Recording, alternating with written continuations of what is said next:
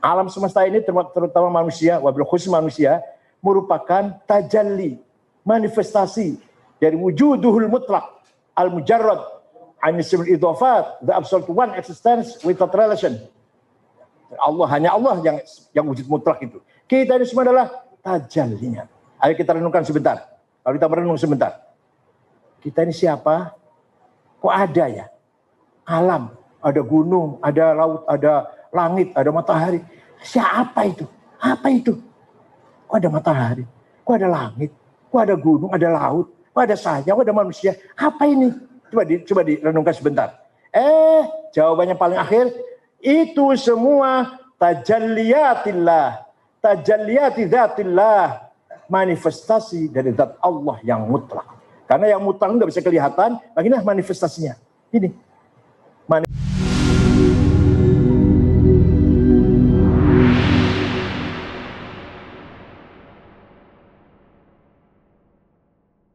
Ketika saya masih di Lirboyo, saya masih sebagai santri yang santri kitab kuning lah. Alhamdulillah, Alfiyah Hatam, begitu pula lebih dari Alfiyah Mughnil Labib, Usul Fiqh atau Syarat Hatam, lebih dari itu Hoyatul Usul, Fathul Mu'in Hatam, lebih dari itu Fathul Wahab, Ilmu Mantiq Hatam, lebih dari itu ada lagi Du'al Mubham, dan Balaghah, bukan hanya Baiquniyah tapi Uqudul Juman. Semuanya ngaji pada Hadratus Syekh Almarhum Al-Maghfurlah Kiai Haji Mahrus Ali. Itu merupakan bekal alat pertama. Tapi sama sekali tidak ngerti untuk apa alat itu. Kemudian saya pindah ke Krapyak sambil kuliah di Fakultas Adab IAIN Jogja, ngaji dengan Kiai Ali Maksum. Disitulah Kiai Ali Maksum membuka wawasan saya bahwa alat yang sudah kamu kuasai itu untuk ini. Untuk membaca kitab-kitab induk atau yang harus dibaca. Sehingga kamu mempunyai visi misi. Bukan hanya pembaca, tapi juga punya ide, punya gagasan, punya misi ke depan. Kiai Ali Maksum mempunyai kitab yang sangat banyak. Antara lain yang paling masih saya ingat, yang saya baca, Fajrul Islam, karang Ahmad Amin, Duhal Islam, Zurul Islam. Itu milik Kiai Ali Maksum pribadi. Malah saya kalau membaca rebutan dengan Pak Masdar. Berebut dulu-duluan bukunya itu. Dengan Pak Masdar dan Pak Asad, almarhum Asad Ali ya. Ali Asad bukan Asad, Ali Asad ya. Nah, itu masih belum matang betul saya.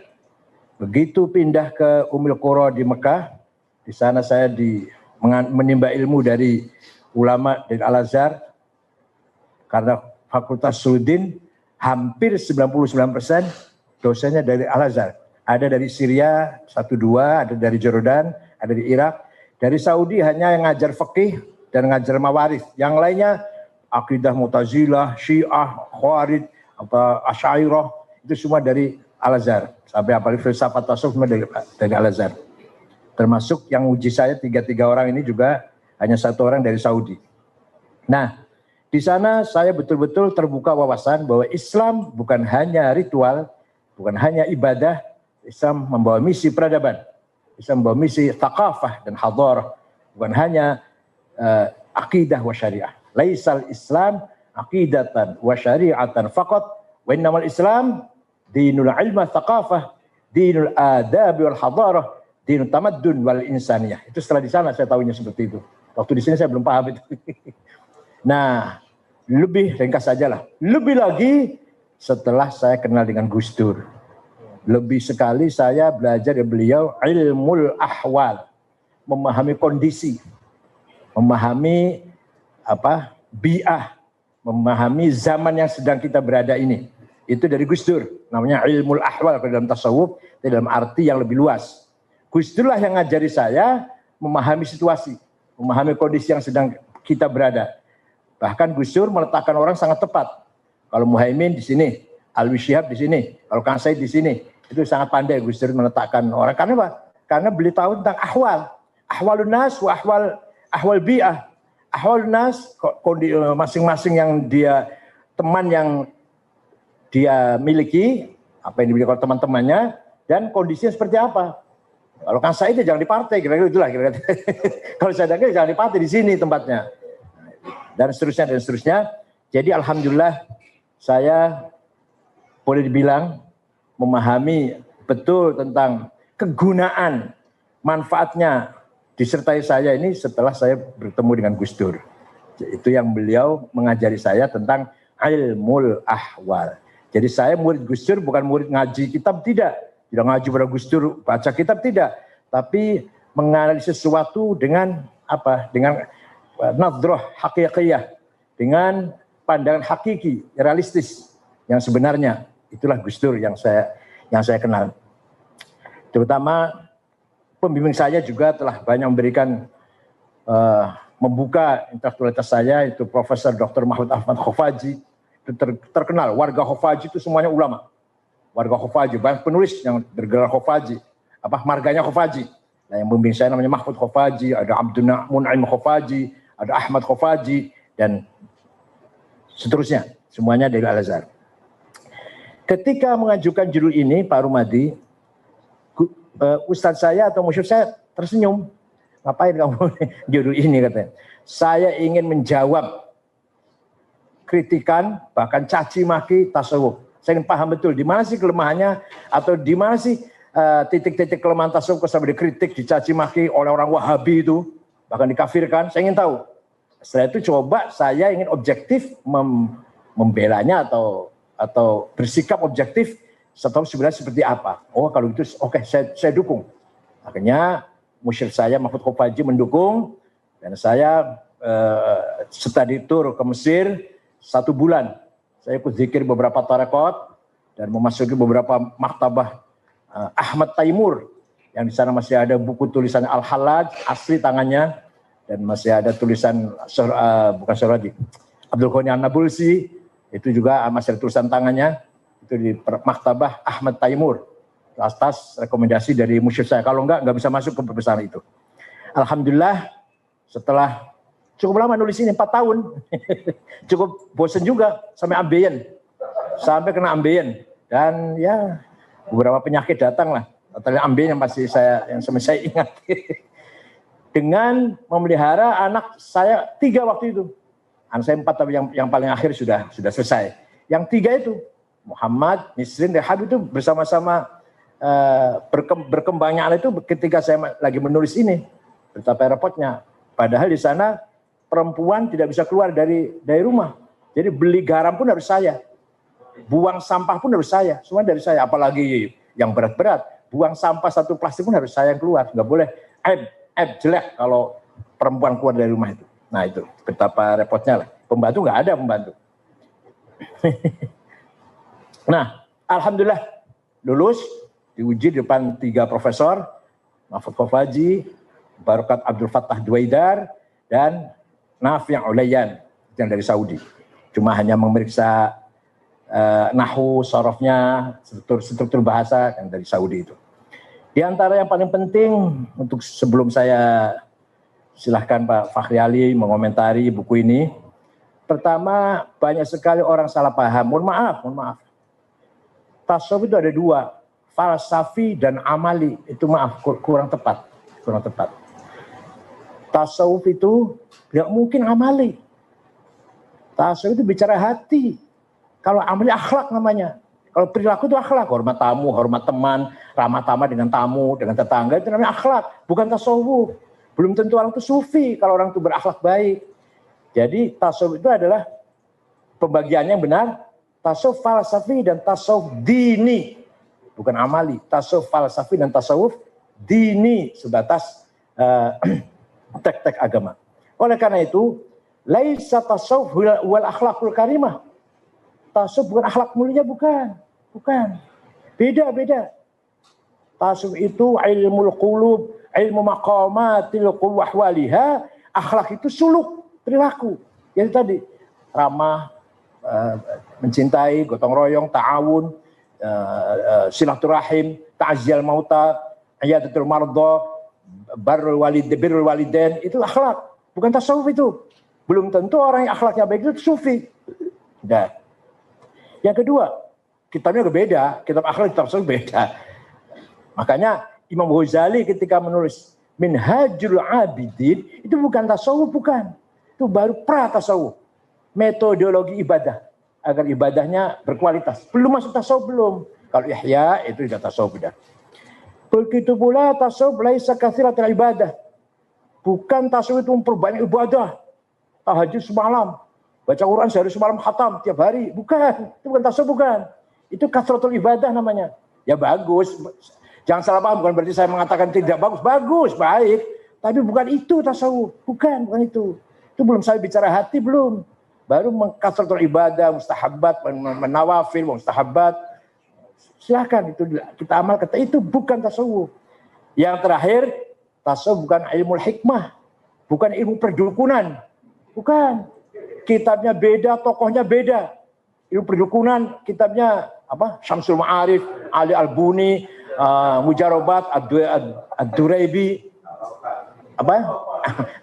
Wafak ya, itu ilmu hikmah. Ada ilmunya sendiri, Dan betul ilmu, enggak ngomong kosong, betul ilmu. Misalkan orang bisa sakit, ini air sembuh, itu betul ada. Orang nggak punya anak, kemudian didoakan oleh satu kiai punya anak, itu betul ada terjadi. Tapi ilmu hikmah itu bukan tasawuf, bukan.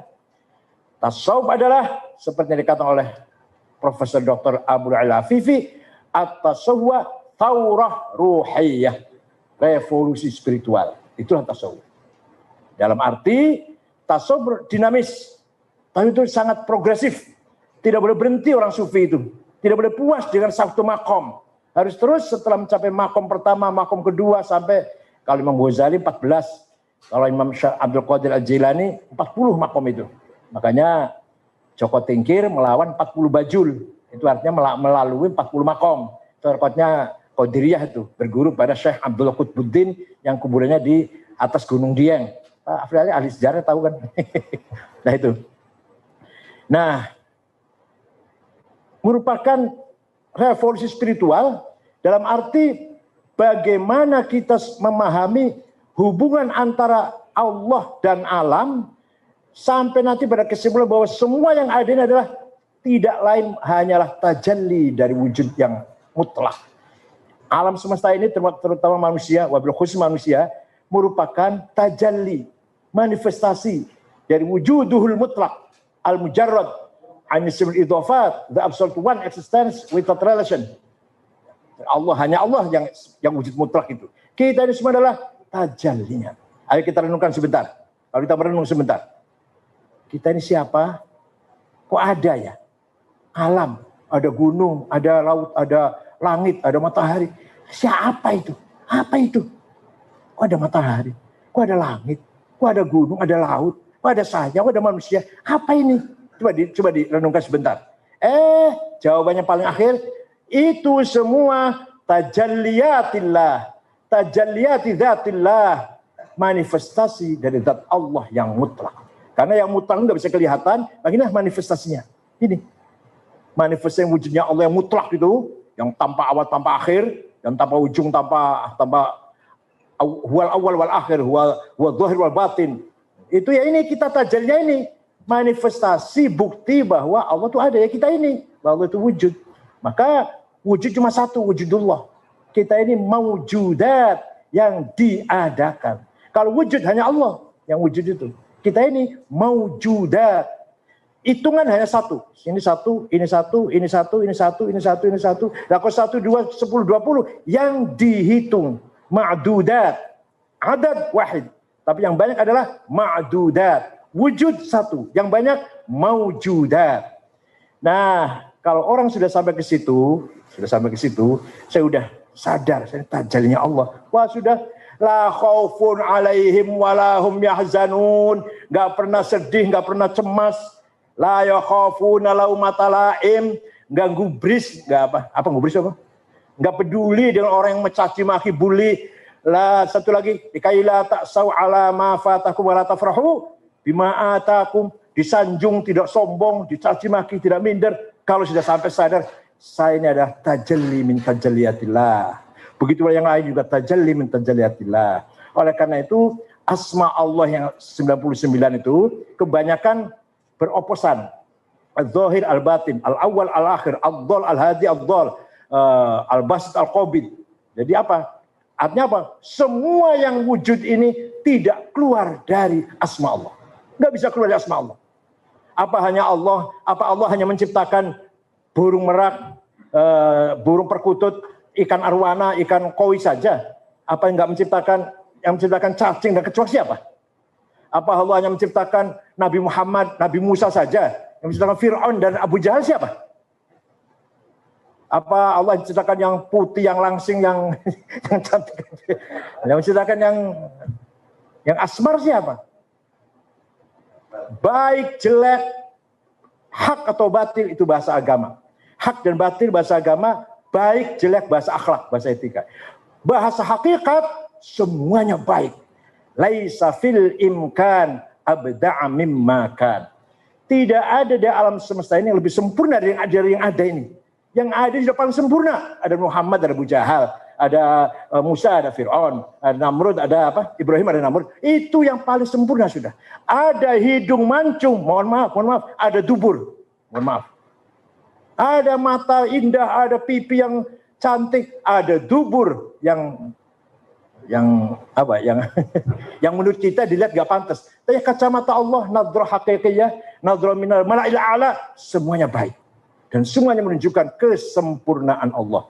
Oleh karena itu kalau sudah seperti ini, la yakhafuna laumata laim, la khaufun wala la khaufun alim wala hum yahzanun, likai la ta'sau ala ma fata wala tafru bima atakum.